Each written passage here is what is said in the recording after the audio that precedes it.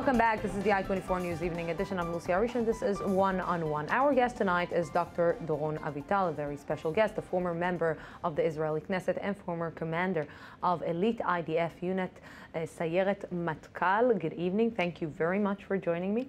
Thank you for having me. It's a like I pleasure said, you are a former commander of the elite unit, the Sayeret Matkal, and I have to say that participating and being a commander on such an elite unit in the IDF, it's kind of different and doing different operations than, let's say, IDF spokesman unit.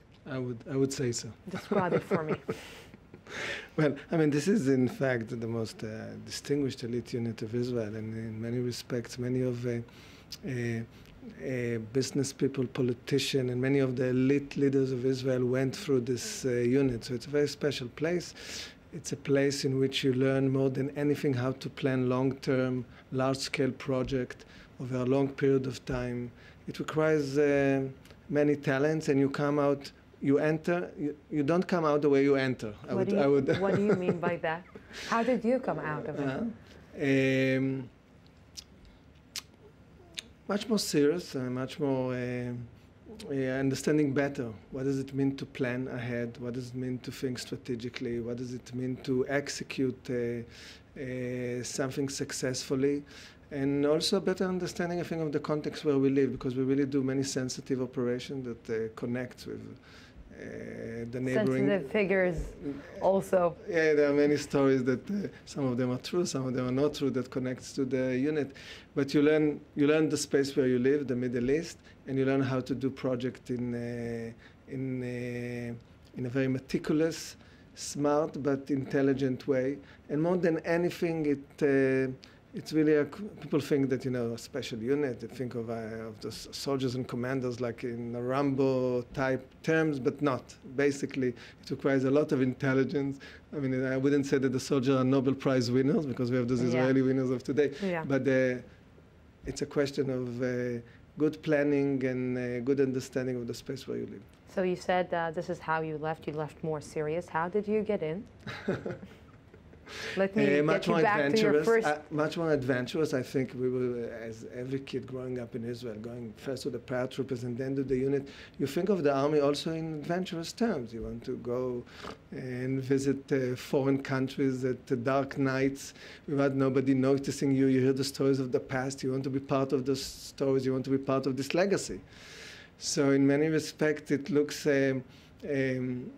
it's exciting, it draws you in, but when you come out, you also understand the weight of the things. You understand it's not only an adventure book, this is part of history, part of your history, part of the history of Israel, and it connects to major events in the history of Israel. So you feel, I think, after such a long period of time, you feel like you're a chapter in the history of your country. Any regrets? I don't think so. In the end, I think I had some tough dilemmas, because, you know, through those series of successes and victories, there were also failures.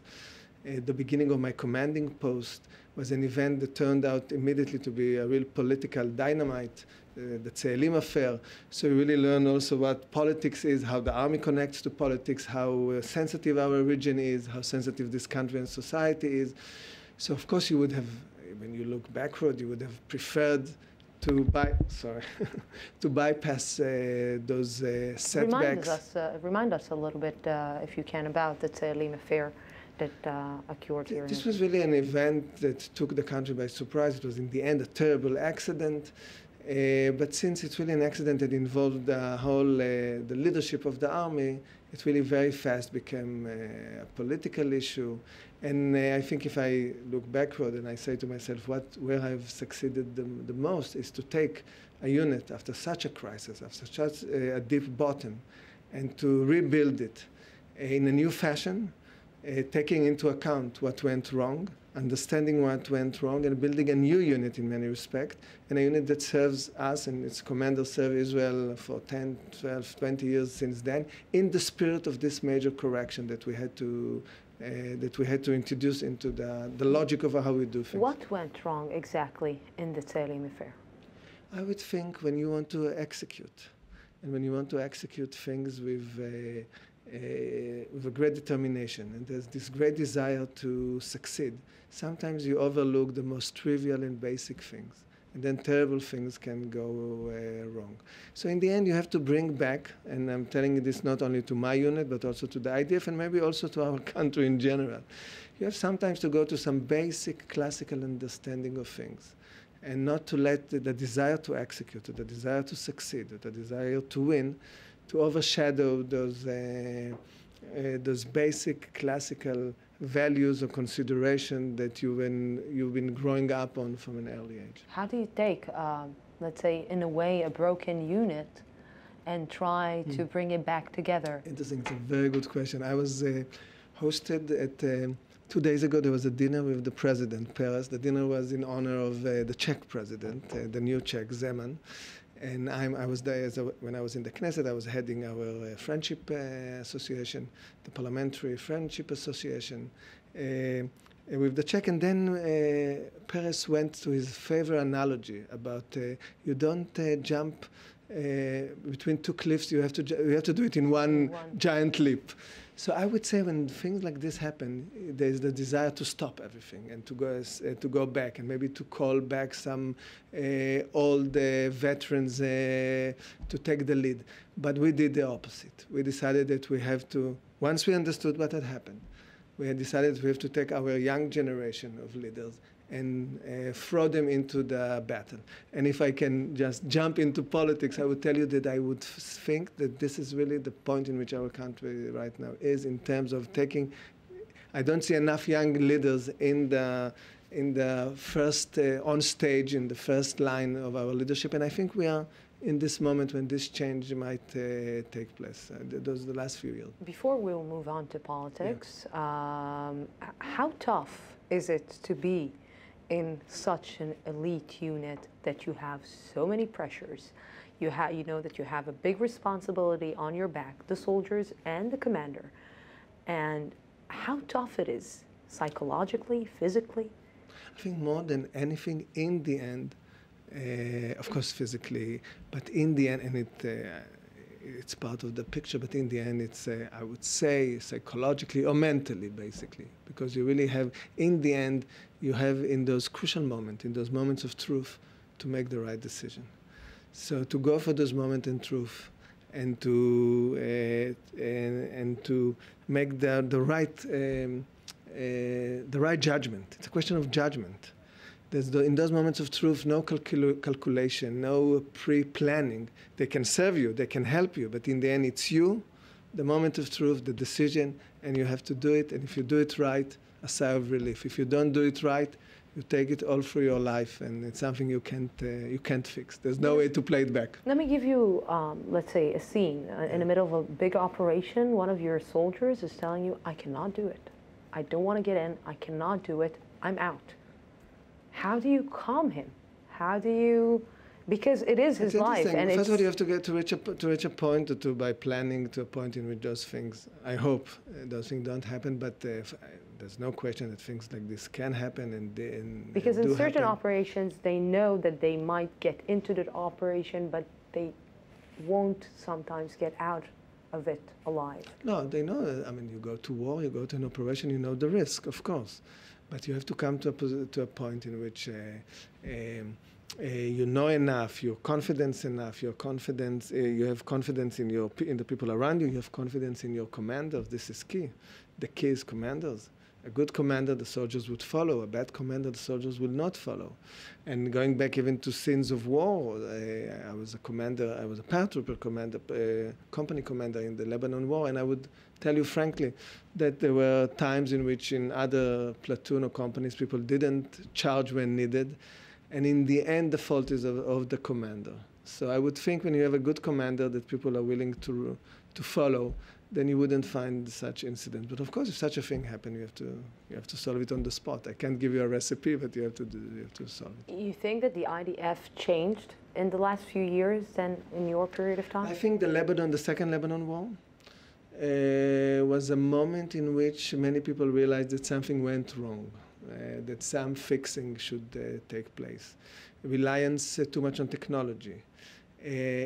Going back to what I've said in the beginning, forgetting the most basic classical values of warfare or in general. It can be values of friendship and can be values of the position of the commander which is too far from the battlefield. Watching a screen wouldn't be a commander that people would follow. A clear vision of what do you want to do. Daring.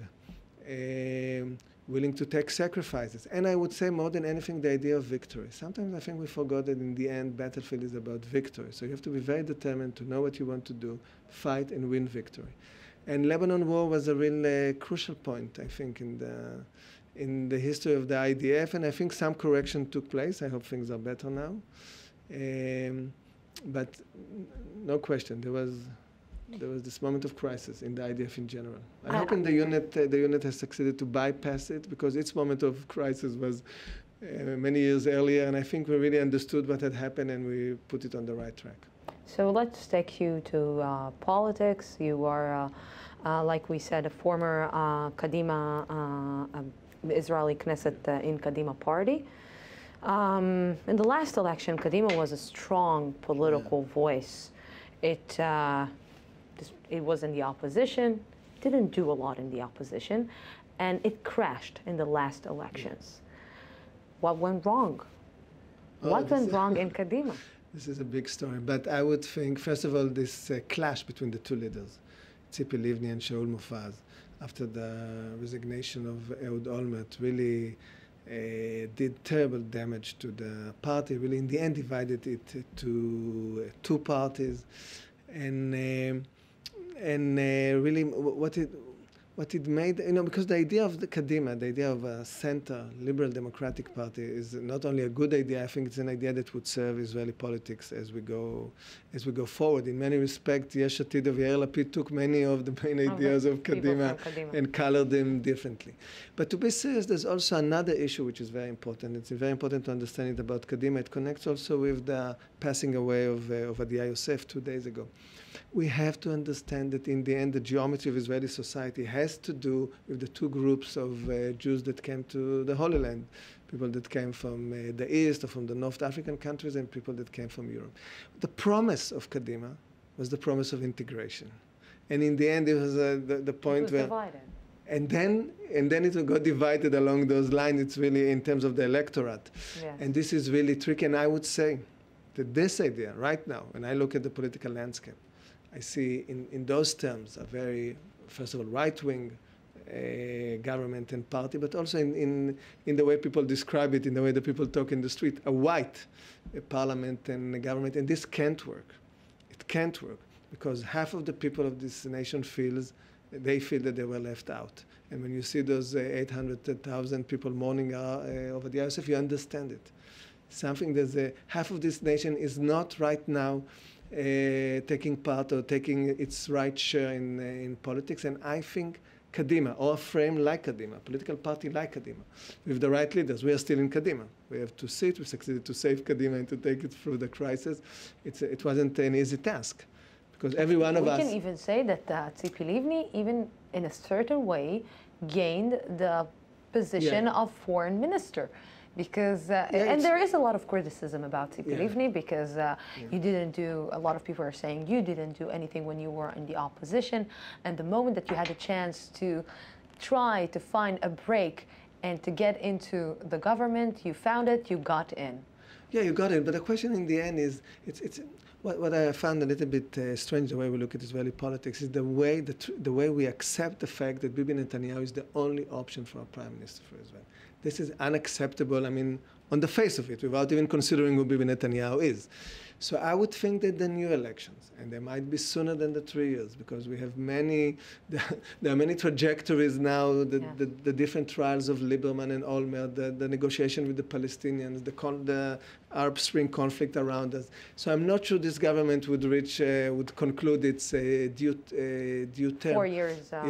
So I would think the new elections would be a new type of elections, and we have to think again. How do we don't how do we think of a different kind of a prime minister and different kind of direction of this country? Because this country needs a new direction for me.